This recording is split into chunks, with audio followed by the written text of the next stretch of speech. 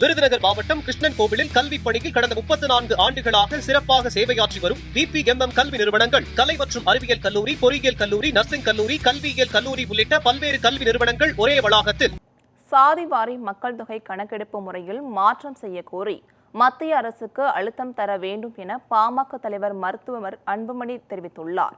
அனைத்து கட்சி நாடாளுமன்ற உறுப்பினர்களுக்கு கடிதம் எழுதியுள்ளார். இதுகுறித்து அவர் வெளியிட்டுள்ள அறிக்கையில், சாதிவாரி கணக்கெடுப்பில் மக்கள் தெரிவிக்கும் சாதியின் பெயரை அப்படியே பதிவு செய்யும் முறையை பின்பற்ற முடிவு செய்யப்பட்டுள்ளதாக தகவல் வெளியுள்ளதாக குறிப்பிட்டார். இதனால் சாதிகளின் எண்ணிக்கை மற்றும் விவரங்களில் குழப்பம் ஏற்படும் எனவும் கூறியுள்ளார்.